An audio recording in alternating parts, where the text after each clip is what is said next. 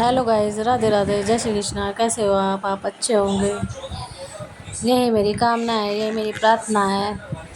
आप अच्छे रहें, स्वस्थ रहें और मेरी वीडियो हमेशा देखते रहें।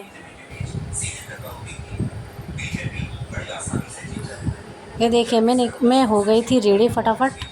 और ये मैं जो आज वट सावित्री व्रत है, मैं उसके विधि विधान से पूर्ण तरीके से पूजा करूँगी। ये देखिए, ये मेरा सामान लग गया है और हमने 2 करवे भरे हैं जो पानी भरने के लिए होते हैं।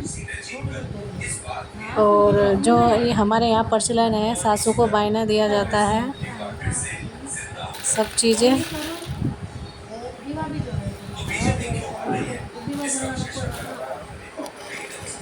ये देखिए, ये मेरी हो गई है तैयारी। मैं अपना कैमरा सेट करने पे लगी हुई हूँ क्योंकि ये बायना निकालने के लिए कैमरा सेट करना होता है ताकि मेरी अच्छे से वीडियो आ जाए। तो ये अब हम पूजेंगे बैठ के। सुबह से हम लग रहे हैं सामान तैयार करने में, जो कि बहुत टाइम लग जाता है। हमारे यहाँ 12 बजे से पहले ये पूजा हो जाती है। हमें व्रत रखना होता है और व्रत फिर 12 बजे के बाद खोल लेते हैं हम। उसमें बहुत सारा सामान बनता है, आलू पूरी, कद्दू, रायता, मीठी पूरियाँ, सब चीज़।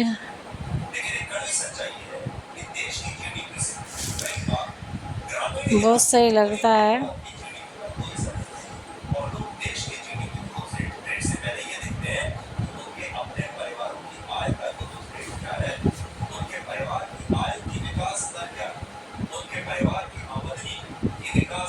अभी भी कैमरा सेट नहीं हो पा रहा है सही तरीके से।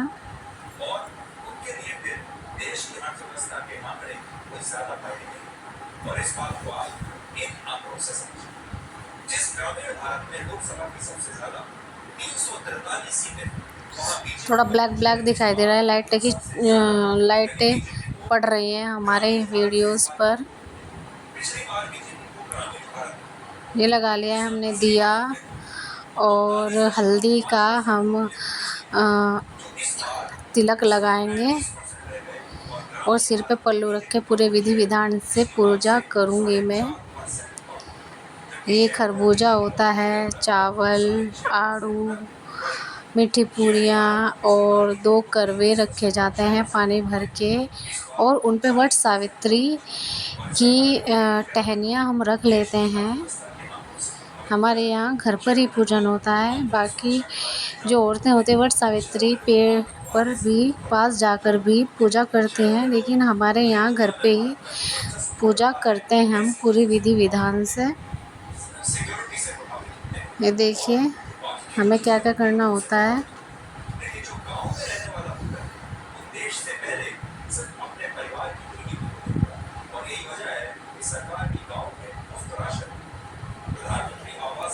ये दिया लगा दिया है और धूप भी लगा देंगे।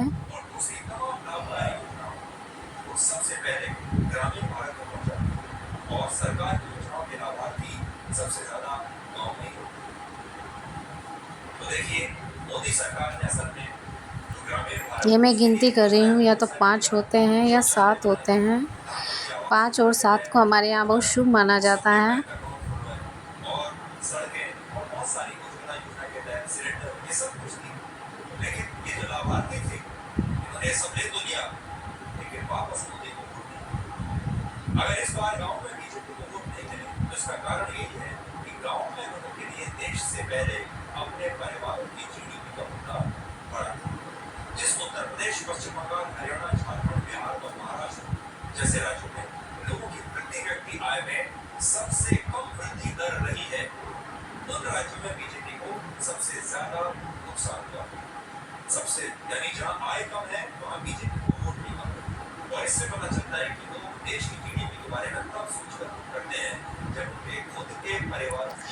ये होने वाला है हमारा पूजन। देखिए गाइस, आप भी, क्या आपके यहाँ भी ऐसे ही होता है जैसे हमारे यहाँ पूजन किया जाता है?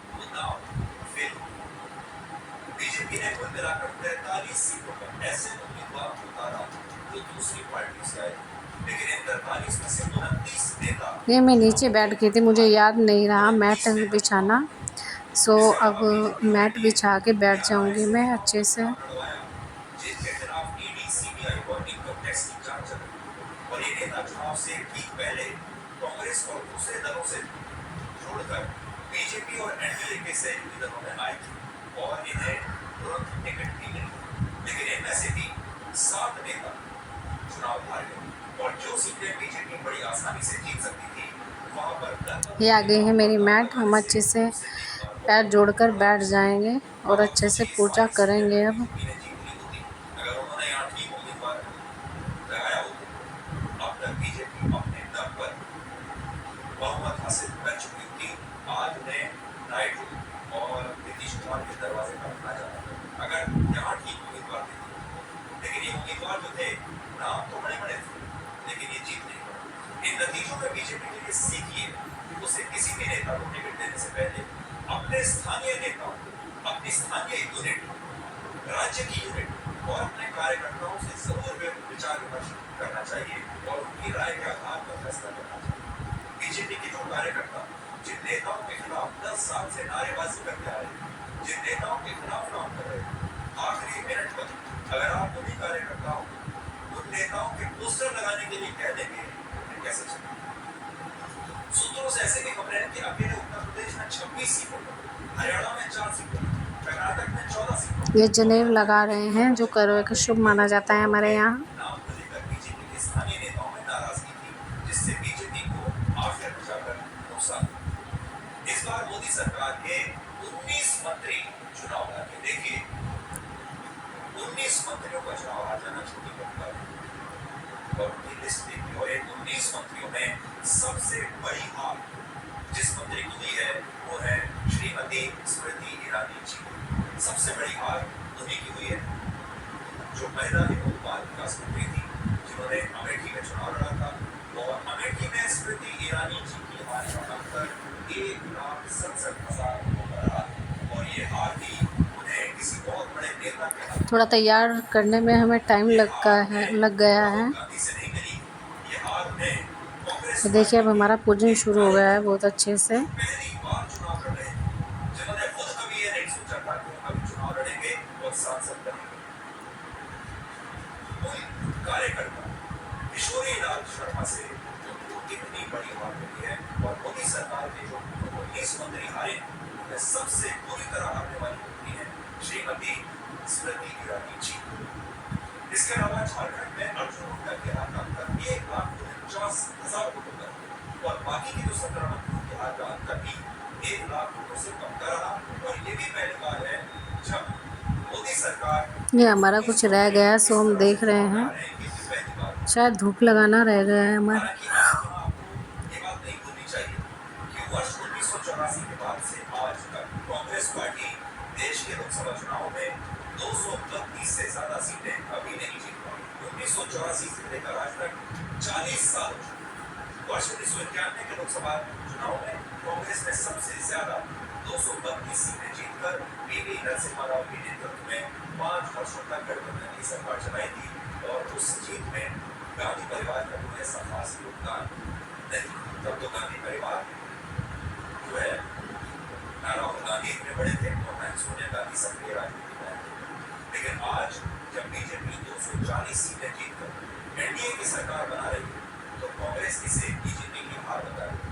जबकि सच्चाई ये है कि कांग्रेस ने वर्ष 2004 की यूपीए की पहली सरकार जब बनाई थी तब कांग्रेस के पास सिर्फ 145 सीट थी। जब पहली बार यूपीए की सरकार बनी 2004 में 145।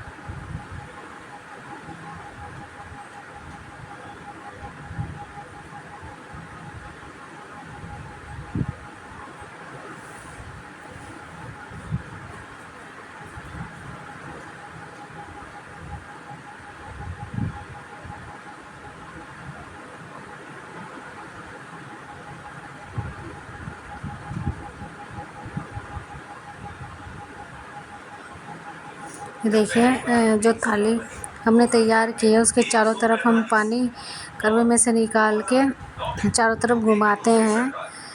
ये बायना पूजा हुआ हो जाता है और मैं अपनी सासू माँ को ये बायना देती हूँ।